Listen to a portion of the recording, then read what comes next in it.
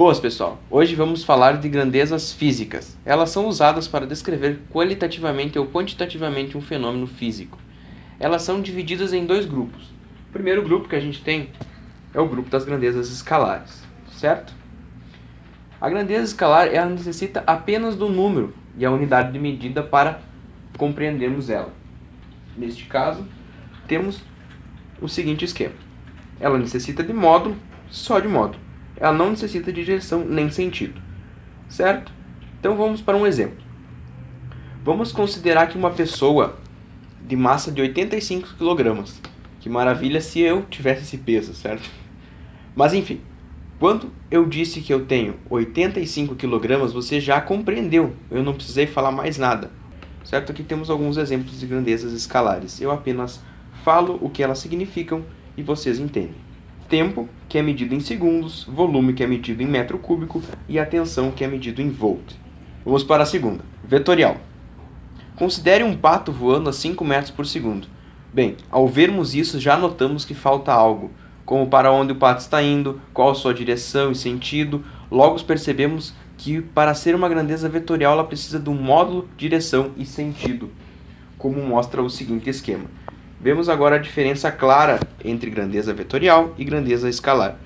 Na grandeza vetorial, nós precisamos de módulo, direção e sentido. Se fizermos um comparativo com a grandeza escalar, podemos ver que a grandeza escalar precisa somente de módulo, certo? Então vamos a alguns exemplos de grandeza vetorial. Temos o primeiro exemplo, a força. Temos o segundo exemplo, a aceleração. Temos, por último, um terceiro exemplo, o deslocamento, certo? E todas essas grandezas vetoriais, para mostrarmos que ela é vetorial, utilizamos uma flecha em cima da letra. Como eu tenho aqui os exemplos de cada uma. E temos o deslocamento. Vamos conceituar algumas coisas que na sua cabeça podem não fazer sentido, como direção e sentido, que parece ser a mesma coisa, mas não é. Vamos conceituar cada uma. Direção, certo?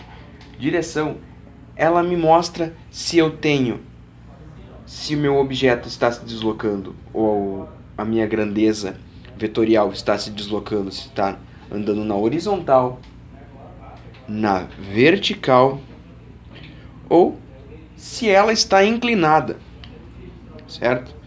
E para essa inclinação a gente usa um ângulo para representar essa inclinação. Nesse caso eu representei por alfa. E o sentido é o que nos mostra para onde ela é. Se ela é norte, sul, leste ou oeste.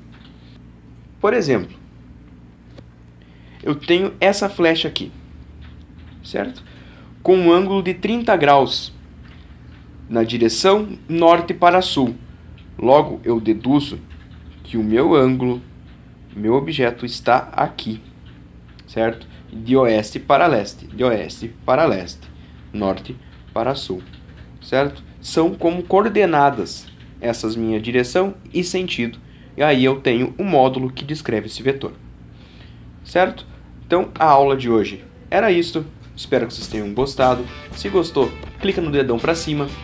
Se você quer avaliar o vídeo, quer dar alguma recomendação para nós, os comentários estão aí embaixo. E se inscreva no canal porque tem bastante coisa aí pela frente, certo? E siga o Sais na rede social. Um abraço, até mais.